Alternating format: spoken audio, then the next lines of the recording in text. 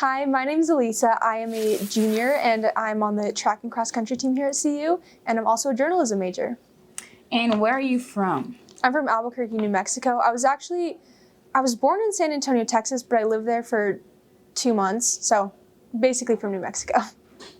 Okay, and what does Latinx and Hispanic Heritage Month mean to you? I think it's really just a month to celebrate all of our diverse backgrounds. I identify as both Latina and Hispanic. I think it's really just knowing that we come from so many different places across the world, our language is so beautiful. So I think just honoring and respecting that and seeing just how diverse our community is. And what is your culture? Like, where's your family from? So my mom's from Querétaro, Mexico, and she came to the U.S. in college where she met my dad. My dad's from the U.S., so kind of a little bit of both. Okay. And is your mom first generation or Yeah. first generation? Or? So I guess my mom and everybody before her and her family was from Mexico. So I'm the first generation to be born here in the U.S. from my mom's side. And then on my dad's side, he's from Germany. I'm pretty sure his side of the family is from Europe. So I think I'm like 4th or 5th generation American from his side. Okay, and you talk about your language being so beautiful. I think Spanish is such a beautiful language. Do you know Spanish? I do. Spanish was actually my first language. So my mom was very adamant that I learn Spanish. So we never speak to each other in English, which is kind of cool. I also have a little sister that's 2 years younger, and her and I also try to mainly talk in Spanish to each other. So that is a big part of who I am. And I'm really, really glad that my mom raised me speaking Spanish because I didn't have to learn it. It was just part of me. And then once I started going to school, it was all in English, and my dad spoke to me in English as well. So kind of grew up with both. And then my last question for you is, for a young girl who's aspiring to be in journalism or to run track in college or professional and beyond, what would be your advice to them, a young Latinx girl? I think, really to just embrace where you're from, who you are.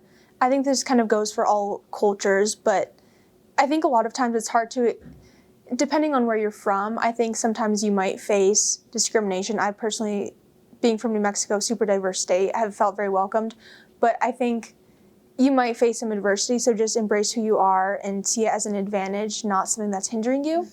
And then you talked about how you identified, but can you just clarify to everybody what it means to be Latino or what it means to be Hispanic? Yeah, I think the main difference is that if you're Latinx, it's more geographic, based off of geographic locations.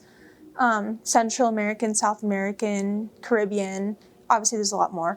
And then I think Hispanic has more to do with the Spanish-speaking language. It's more linguistic. This month is so beautiful and it represents so many different countries and cultures. I think it's important that we highlight everybody and how they want to be identified. So thank you for everything you're doing. Yeah. And let's start off with you telling me a little bit about your upbringing and your Colombian heritage. Yeah, tell me about that. My father was obviously Colombian. Came to this country when he was 27 and met my mother. So didn't really, when I was younger, I don't know that I really processed that a lot. But when I was about 11 years old, I went to Colombia with my father. And it was really eye-opening to go to see where he was born in kind of a small town about 6-7 hours outside of Bogota.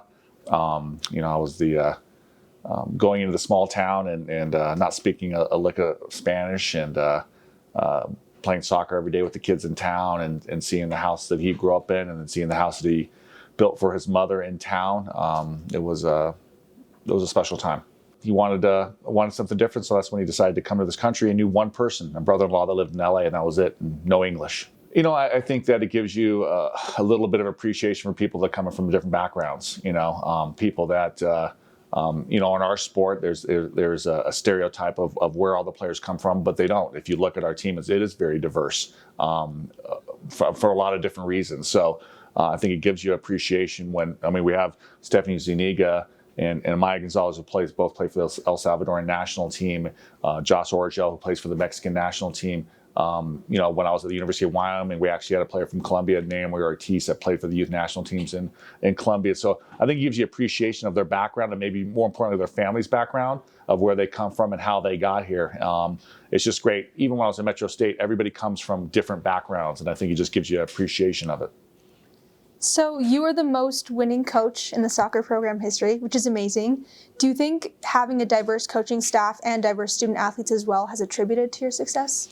I think it's just a byproduct of the success. I think there's no concerted effort when you go recruiting. You want to find the best players that fit into the culture of what you have. But the beautiful thing with soccer is it is the world sport, and we recruit from all over the world, from different countries and different backgrounds, even within the United States. So I think that in recruiting, being able to have an appreciation from people that come from different places and understand that not everybody looks at the things the same way, not everybody's motivated the same way, helps you blend the team together. Because if you look at every top team in the world, even the women's side or the men's side, they come from multiple cultures and backgrounds and ethnicities, and you have to be able to blend them. And I don't know that Colorado on a smaller scale isn't that much different. What advice would you give to an inspiring Latinx or Hispanic coach to make it in the industry? I don't know that everybody ever really gave me advice. I think that there's a lot of opportunities for people, but it's no different than everybody that's in this building. Sometimes everybody wants to know exactly the steps to get to where you want to get to. When I was a junior college coach in Arizona, part-time and doing a club, I never thought for a minute that I have an opportunity to represent the University of Colorado and coach at this level. But what do? You put your head down, you work, you have success, and then the success leads to more opportunities. So I talk to coaches all the time, like, what do I have to do? Coach to come work at camp, what do I have to do to get there? And I'm probably the worst person to ask, because I'm like, I don't know. I go, you just have to work hard. You have to treat people the right way. You have to be successful at your level. But I think sometimes people are always looking at the next step, and they forget about the step that they're in. And if you're taking business in the step you're in, opportunities arise. And especially for our female coaching the women's soccer team here, for our female players, there's so many opportunities in athletics, but also within our coaching. If they want to get into it, I can't encourage them more to do it. You have to have a passion for it. So now I just want you to talk a little bit about what Latinx and Hispanic Heritage Month means to you and why it's so important to celebrate this month. It's interesting. I never thought of it, like I said, a lot growing up. I look back and now people would make comments that now would never fly, and at the time it would just brush off my back. But I always took a lot of pride in where my family started and where my father started and my mother. I mean, when they met, they were both working in restaurants as a dishwasher and a waitress, and there was not a lot of money. And then they got married, and when they got married, my dad was still a Colombian citizen, so there was a lot of racism and opportunities for him to grow. We're going to UCLA tomorrow. The restaurant he started at, he tells stories about how long it took him to go from a busboy to an opportunity for them to let him be a waiter. And then when he finally was a waiter, they stuck him, by the kitchen. That's where his tables were for years. But what I'll say is he never made an excuse. He just looked at being in this country as an opportunity.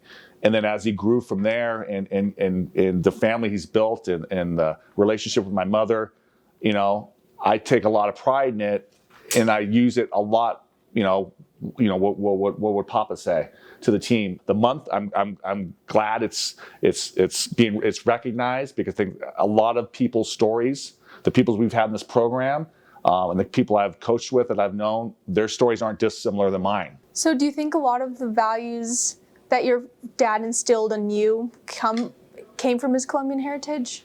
100%. The work ethic, the family, the pride in the job that you do.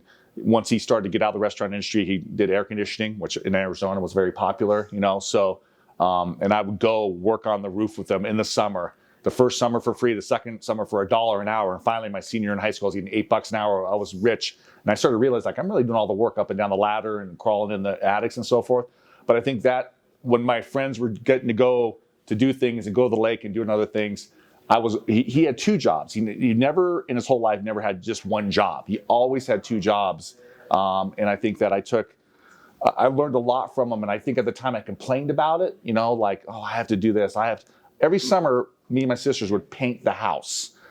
I think he just did it just to make us work. So I think that, instilling these qualities in me, and now I look back at a lot of the lessons that I've learned from him and my mother, I used in training this morning. Yeah, and which of those values as well I guess you kind of touched on it a little bit, but you carry through both as a coach and also in your family, which, what kind of has stuck with you and do you use a lot on a daily basis? I think with my sons, holding them accountable, Papa Sanchez would always say, I don't care what the Joneses have. I don't care what the neighbors have. And I'm like, we don't have any neighbors called the Joneses, but it was always like, what are you going to do to earn that? But also for Cole and Drew, it's not going to be easy. There's going to be challenges, and how are you going to respond to those? Are you going to fold up, or are you going to be like Papa and battle through and find a way? So let's start off. It's Latinx and Hispanic Heritage Month. So what does that mean to you? For me, it means just celebrating my culture, my parents, my grandparents, and ultimately like eating good food and, I don't know, making me proud from where I'm come from and celebrating what makes me me. So yeah, going off of that, tell me a little bit about where you are from, where you were born, where you grew up. Okay, so I grew up in a town called Laredo, Texas. It's in the border of Mexico and Texas. And both of my parents are from Mexico City. So I speak Spanish and I grew up speaking Spanish. Why do you think it's important for us to celebrate Latinx and Hispanic Heritage Month? I think it's important to celebrate because the U.S. has a lot of different mixed cultures. And in general, I think it's important to celebrate each one of them. But it just reminds us that we have a lot of very different languages and cultures that come together. Growing up, what did you and your family do to celebrate your culture? We celebrated Day of the Dead. I don't know if you guys have seen like the big sugar skulls. That's big. There was a big parade in Mexico City. And then for my birthday, we would go to traditional Mexican places, churro places. So, how do you think your upbringing has shaped your life and also the perspective that you have with you today? I think I'm very open-minded because I've seen a lot of different cultures, and my grandparents and my whole family is from a different culture and different language. So I think it's made me more open-minded and see a different perspective. So can you tell me a little bit more about how your culture growing up intertwined with your love for tennis and also your success in the sport? Okay, so since being born in Laredo, Texas, there was only really 3 sports you could play. It's like a small town. It was either karate, tennis, or competitive cheerleading. So basically, we went to like public courts and we started playing tennis. And my dad was, if you want to play tennis, you gotta work hard, you gotta love it. And I don't know, just my parents, like I always knew, like, and my grandparents being Hispanic, always been like work hard. Everything you achieve is based off of working hard, and you have to earn it. So. And do you have any advice that you would give to a young Latinx or Hispanic tennis player to potentially play in high school and in college one day? First, I would say be proud of being Latina. I think our culture is very beautiful, and I think Latin parents have very good values of working hard and being passionate, and like if you love a sport, to give everything you have. So I think as long as you're proud of your heritage and follow what your parents say, then I think you will reach, there's no limit to what you will reach. Do you think when you were young, did you face a lot of adversity because you spoke Spanish and because you were Latina, or no? No, I don't think so. I think it was actually an advantage. It is Latinx and Hispanic Heritage Month, so what does that mean to you? To me, it's something I look forward to, just being able to put on for a country that my family's from and I have blood to, so it's special to me. Are both of your parents from Colombia? Just my dad. Okay, and when did he come to the U.S.? He moved here when he was 18 to play basketball. Okay, and then how did he meet your mom? They met in junior college in Jacksonville, Texas.